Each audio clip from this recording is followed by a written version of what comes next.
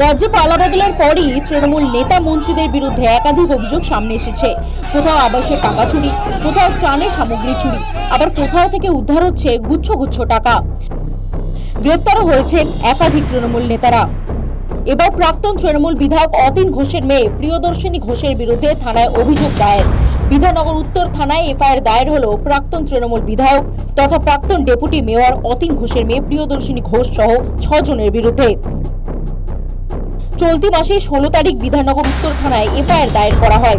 অভিযোগ, অতীন ঘোষের মেয়ে প্রিয়দর্শিনী ঘোষ সহ 6 জন এক ব্যবসায়ীর বাড়িতে গিয়ে তাকে শাসিয়ে মেট্রোপলিটন এলাকায় তার বাড়ি দখল করে। স্থানীয় থানায় অভিযোগ জানিয়েও কোনো সুরাহা পাননি ওই মহিলা। আমার বাবা মারা যায় 2014-তে। আমার বাবা সেইখানে তার বিলে আমাকে একটা বাড়ি দিয়ে যায় মেট্রোপলিটন এরিয়াতে। তখন আমাদের মার্কেটেবল টাইটেল হয়নি এবং মা আর আমি সেই বাড়ি কোনোদিনই বিক্রি করতে চাইনি। হাউএভার অতীন ঘোষ তার মেয়ে প্রিয়দর্শিনী ঘোষ বাবা তখন তাকে শান্তিরঞ্জন পাল একজন বলে তাদেরকে নিজেদের ফেভারের জন্য বাড়িটা দেখান এবং সেই প্রিয়দর্শিনী ঘোষ বাবার বাড়ি প্রচন্ড পছন্দ হয়। তখন থেকে তারা ডিসাইড করে যে বিক্রি করতে চায় কি না, তাদের বাড়ি চাই। সেই জন্যে প্রেশার দিয়ে জোর জবরদস্তি করে আমার বাড়িতে এসে আমার থেকে সাইন করিয়ে, আমার মায়ের থেকে সাইন করিয়ে সেই বাড়িকে একটা স্মল টোকেন অ্যামাউন্ট দিয়ে, বাড়ির যেটা 10%ও ভ্যালু হয় না, সেই অ্যামাউন্ট দিয়ে তারা বাড়ি দখল করে নেয়।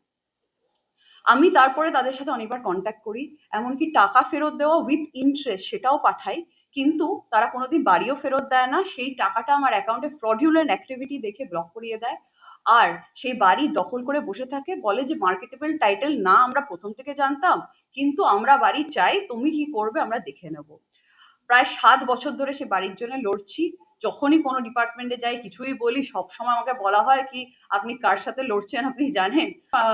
নর্থ থানায় একটা কমপ্লেন দিয়েছি, তার এগেইনস্টে এফআইআর হয়েছে, আমি আমার বাড়ি ফেরত চাই।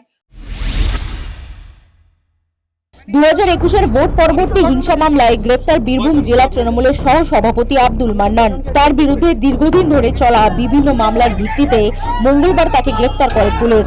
এদিন মান্নান গ্রেফতার হতেই উচ্ছ্বাসে মেতে ওঠে স্থানীয়রা। ক্যামেরার সামনে ক্ষোভ উগরে দেয় তারা।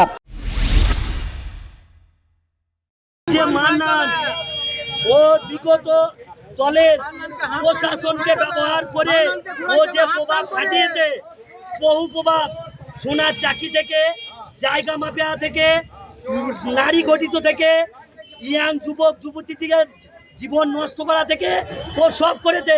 যেমন আমাকে 2 বছর জেল খাটিয়েছে, আমাদের এখানে মিতুল শেখকে 3 বছর বিনা কারণে গাঁজা খেতে করেছে। আর 2 নম্বর মহোদরী অঞ্চলে কয়েকশো বিঘে আদিবাসীদের জায়গা ওর নিজের নামে করে বিশাল খাতা চালাচ্ছে। আমরা পূর্বাসী থেকে একটাই আবেদন প্রশাসনের কাছে, সর্বপ্রথম শাস্তি চাই। ধরা পড়েছে, সাধারণ মানুষ ভিড় জমিয়েছে। এই যে অত্যাচারী নেতা আব্দুল মান্নান এবং সালাম শেখ, এরা লাভপুরের যে মোস্ট ওয়ান্টেড জঙ্গি মুসা, সেই মুসা জঙ্গির সঙ্গে এদের চোখ সাজেছে। হালিশহর পুরসভার পুরপ্রধান শুভঙ্কর ঘোষ ও তার ভাইকে গ্রেফতার করল হালিশহর থানার পুলিশ। তাদের বিরুদ্ধে তোলাবাজি ও ব্যবসায়ীদের হুমকি সহ একাধিক অভিযোগ রয়েছে। মঙ্গলবার তাদের ব্যারাকপুর আদালতে তোলা হয়। পুরসভাকে দুর্নীতির আখড়া বানিয়ে রেখেছিল পূর্বতন সরকারের নেতারা। অভিযোগ বীজপুরের বিজেপি বিধায়ক সুদীপ্ত দাসের। এবং গতকালকের এটা ঘটনা, চেয়ারম্যানের ভাই পৌরসভায় গিয়েছিল। সে পৌরসভারই স্টাফ, কিন্তু সে পৌরসভায় নিজেকে মনে করতো যে সে চেয়ারম্যান।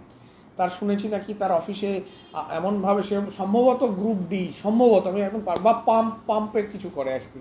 তো কিন্তু সে একটা অফিসারের মতন ওখানে আচরণ করতো এবং যেহেতু চেয়ারম্যানের ভাই, ফলে তৃণমূলের সংস্কৃতি মেনেই, তৃণমূল যে কালচারে অভ্যস্ত সেই কালচার মেনে সবাইকে ডমিনেট করতো।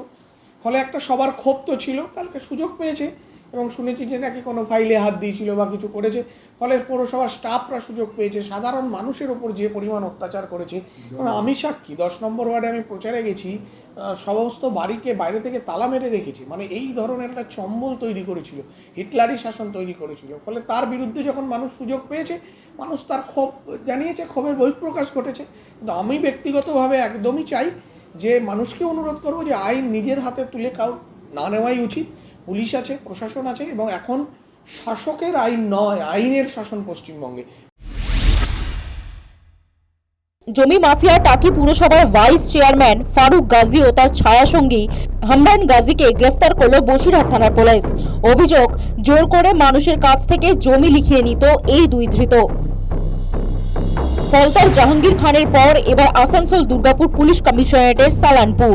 হাফ প্যান্ট পরিয়ে ধৃত তৃণমূল নেতা ভোলা সিংকে রাস্তায় হাঁটালো পুলিশ। স্থানীয় সূত্রে অভিযোগ, গত বৃহস্পতিবার পাথর খাদান সংক্রান্ত মামলায় তাকে গ্রেফতার করেছে পুলিশ। শুক্রবার তাকে আদালতে তোলা হলে 6 দিনের পুলিশি হেফাজত হয়। মঙ্গলবার পুলিশি হেফাজত থাকাকালীন তাকে রাস্তা দিয়ে হাফ প্যান্ট পরিয়ে হাঁটানো কতটা আইনসম্মত তা নিয়ে উঠছে প্রশ্ন। News time.